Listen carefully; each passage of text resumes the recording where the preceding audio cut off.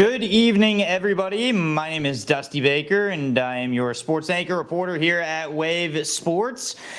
What an interesting week we've had in sports. It's just seemed like we've had a lot of action over the summer, and specifically here in Louisville. I got to tell you, it has just been a crazy time, whether it be a sports camp, whether it be players coming out, assisting, or having a celebrity kickoff, whatever it may be. And then, of course, you had the Ville as well. Just so much going on at a time normally when it's pretty calm. This has been an unusually busy summer, and honestly, love staying busy. That has probably been one of the best parts about this. But we got a lot to cover for you here on our final sportscast of the weekend. Going to give you a little wrap up as to what you've seen over the week, and then a little preview, of course, as to what we're going into this upcoming week. Starting up first of all, though, with today. How about this? What a great cause. And I got to tell you, the Kentucky Wildcats getting out in the community, here's one of the ways they do that. This is J.J. Weaver. Weaver is an outside linebacker for Kentucky. Now, he is a Louisville resident, I should say. He grew up in Louisville and decided this is the time to give back to his community. He's having a bike drop, and basically what he did, he and his mom, they bought 100 bikes, or roughly 100, and they went to Iroquois Park Sunday morning at around 10 a.m., told people, come out, bring your kids, and lo and behold, they're just handing these bikes out to kids. An absolutely incredible cause. And not only are they handing it out, but as you see right there, JJ walking around, helping the kids actually learn how to bike. He said this is a passion of his, to be able to obviously not only bike, but help out kids in the area, telling us that he didn't really have the greatest upbringing as far as he didn't have a whole heck of a lot to work with. So trying to give kids in the area an opportunity to be able to have something to enjoy, look forward to with the summer, even though it's closing, giving them something to do to go outside. He says this is just a special opportunity for him to bring this to Louisville. I've always been picked on growing up, and in this community, I didn't really have a lot, and God put me in this position to give back. So I would love to give back. That's what I'm doing. Last year, I threw a football camp for free. Right after that, I did a back to school drive, and now I'm doing a bike drive. So just giving back to my community and show love and help them out. Not only was JJ a huge Kentucky face out in helping in the community, how about this? A bunch of names from the UK football or basketball squad, I should say. It's the basketball team heading out on their autograph tour this weekend, and they've gone all over the place. Eastern Kentucky, Louisville. Today they were in Lexington, back in their homeland. Aaron Bradshaw, Justin Edwards, Trey Mitchell, Reed Shepard, the list going on and on and on. A number of Kentucky players out in attendance and signing just anything really that fans brought near them. They signed pictures, took pictures as well, basically showing that they are out in their community, making a presence, showing that they are here to represent both Lexington, Louisville, the entire state of Kentucky for that matter. And also, not only was this signing beneficial for them to meet their fans, but also proceeds benefiting the Mayfield Flood Relief Mission. What a day it was for Kentucky players of both football and basketball to be able to give back to their community. That is a special moment for all of these guys. And as you see right there, just simply passing the ball along, signing anything that was handed to them. This was a great day for them and for, of course, their fans as well. Now, let's take a little look here at what happened over the weekend. The Ville has just been dominating headlines. The TBT, it's brand new here in Louisville, and the Ville basically bringing back a good fraction of their 2013 championship squad, getting back out on the court, and they would go to the third round in action. They would face the Gutter Cats, which was a team out of Northwestern. And early on, the Ville kind of poured it on. It was a back-and-forth affair, though, a very gritty matchup. Both teams very physical, and you could kind of tell from start to finish that it was not going to end without a fight on either end. Louisville, the Ville, I keep saying Louisville because it's very easy to do so, but the Ville, with a 31-28 lead, that was at the half. The fans were all into it at Freedom Hall. It was an incredible showing early in the game. Now, late in the game, the Ville had a 1-point lead. Then the Elam ending came along, and if you don't know what the Elam ending is, essentially in the fourth quarter after 4 minutes, they would take the next timeout, whatever that may be, whether it's a penalty, whether a foul, or whether that's an actual timeout taken, anything along those lines, they would add 8 points to the team with the lead. So Louisville had a 1-point lead. So the target score was 64. And that shot you see right there, well, that was the game-winning three-pointer. And the Gutter Cats would advance and go on to the Elite Eight while the Vills' time in the tournament would come to a close. The emotions, it was like losing a college basketball postseason game. The disappointing part of everything is how much fun it was to be around this group. I wanted at least 2 more days, and then after that, 2 more days after that. I mean, that locker room was like a NCAA tournament loss. Those guys were really, devastated. They were just they were such a great team. They're great players, but they were such a great team, and it was just. I've had so much fun this week, and seriously, for the city of Louisville, from all the texts and people calling me and leaving me messages, and to see this, and you felt that it was palpable around town, to bring excitement, and I didn't know how this TBT was going to turn out. We certainly didn't know it was going to be like this, beyond expectations for what the product was in the games.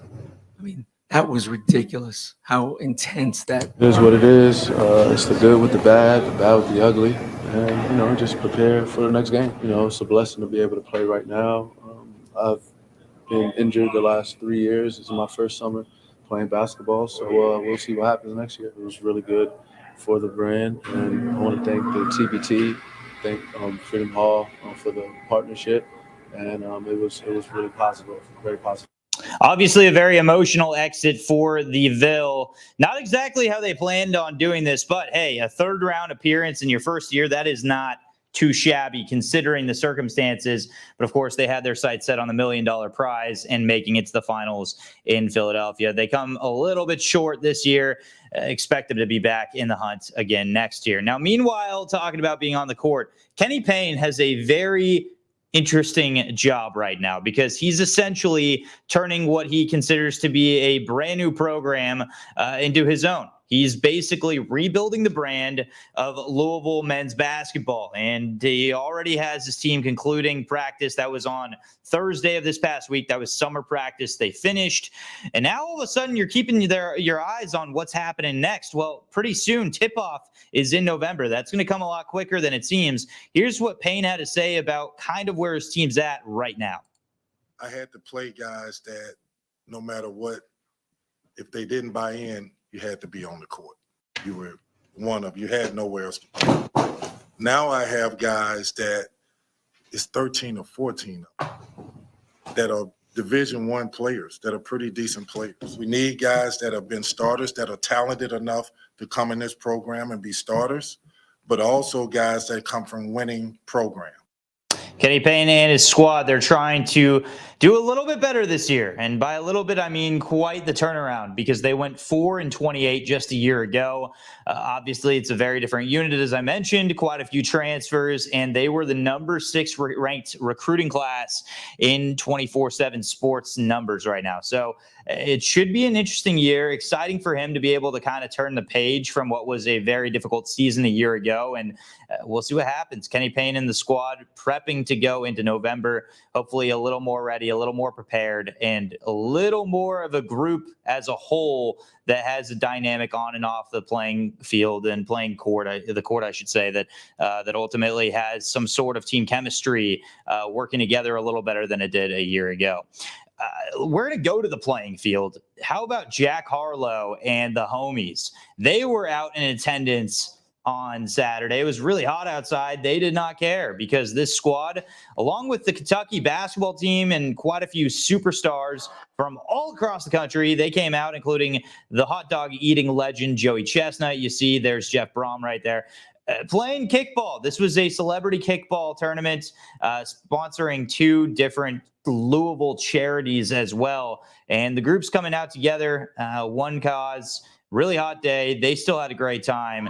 People found their ways of staying cool. That was Jack Harlow kicking it right there in the kickball game. May have gotten the out, but look at this. Him dabbing up none other than Kendrick Haskins, our sports director. And Kendrick Haskins stealing the show as well. Look at this. Man, is he needy right there. He needs some ice. He needs to cool down. Nobody else is cooling down, Kendrick. Why do you need to? It didn't matter. You got to treat your umpires right. Look at this. Here's my thing. If you're an umpire, you're supposed to be shaking hands with the team that's kicking. Kendrick, I may have to fire you from being an umpire. Okay, maintain the rules and regulations, my man. Just kidding. He did a great job, and it was awesome to see everybody show out on such a good cause and a bunch of Louisville faces. It was awesome to see them all come together, and you know, all of them so kind too. That was a really cool opportunity to be out there and be involved in that as well. Well, I got one more story for y'all here, and this is the Matija couple. We caught up with them earlier this past week. They are tennis players that were able to make it to the senior games, but they had a very unconventional journey in order to get there. I'm telling you, this is one tough guy.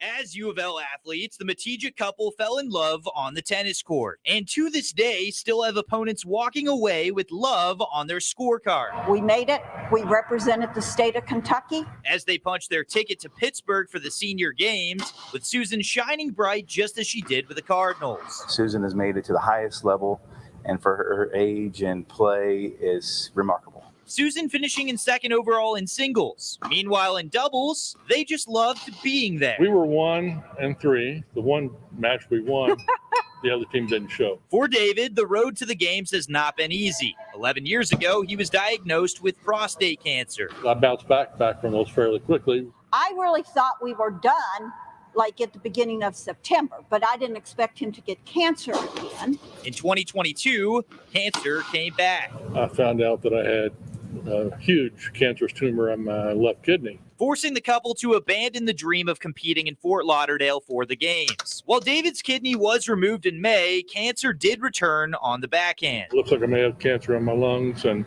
perhaps on one rib.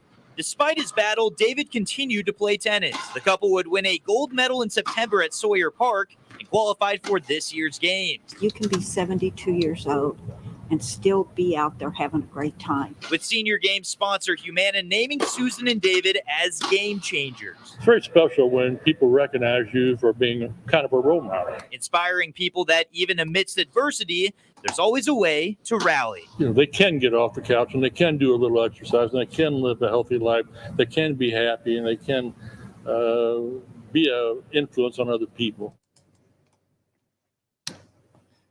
I don't know what to say other than that is just an inspiring story.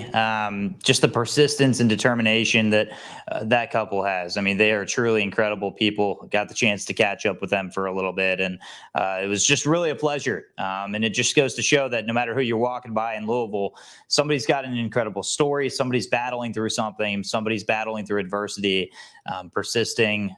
And in my opinion, persistence and determination alone, as Calvin Coolidge would say, is omnipotent.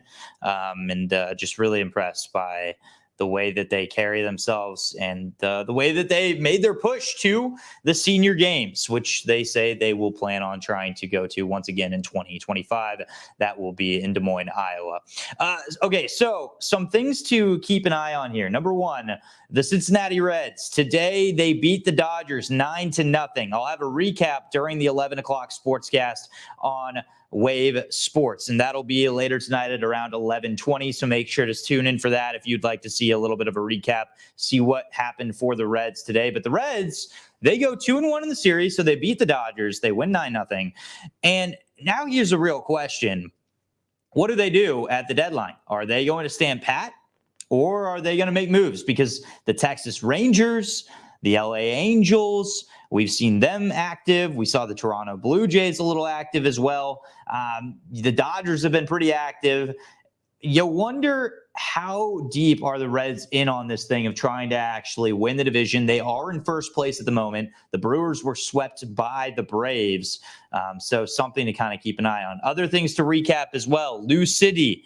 Last night, Lou City with a 2-0 win, a clean sheet against Indy 11. That was huge for them. They snapped a 3-game losing streak. And so now coming up this week on Friday, August the 4th, they will face FC Tulsa. That will be on the road. As for Lou City's other team on the other side, Racing Louisville, they were incredible. They were 4-0 in Challenge Cup play. That was until Saturday night in Houston. They would fall 1-0 in a clean sheet for Houston, and that was their first loss of the Challenge Cup. Racing will face KC Current. That will be in Kansas City on Saturday, August the 5th. And meanwhile, while they're still missing 6 key faces, those faces, of course, part of the World Cup, you got to talk about Team USA, the women's national team, coming off a draw, and that was on Wednesday, July the 26th against the Netherlands. Now they will be playing on Tuesday, August the 1st, and that will be against Portugal. You're going to have to get up a little bit early on this one. 3 a.m. is when they play, but the USA trying to stay undefeated, unbeaten in the World Cup at the moment. Other things to keep an eye on.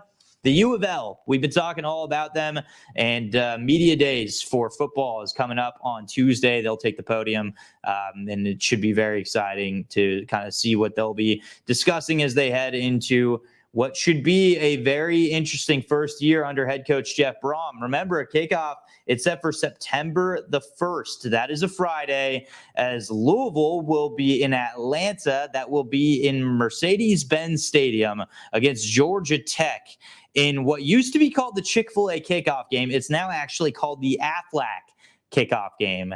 Doesn't really matter what the naming is, because at the end of the day, it is going to be a good one between 2 good squads as well. And we'll see how well Jeff Brom has prepared his squad for his debut as head coach of Louisville. Outside of that, though, that will do it for us for this broadcast, Sunday night action. Thank you for joining us. For those who did, if you have any questions for us, you can always leave comments on our Facebook feed, on our Twitch or Twitter, or anything along those lines. Feel free to send comments to us. You can find me at Dusty Baker TV, as you see right there, at Dusty Baker TV.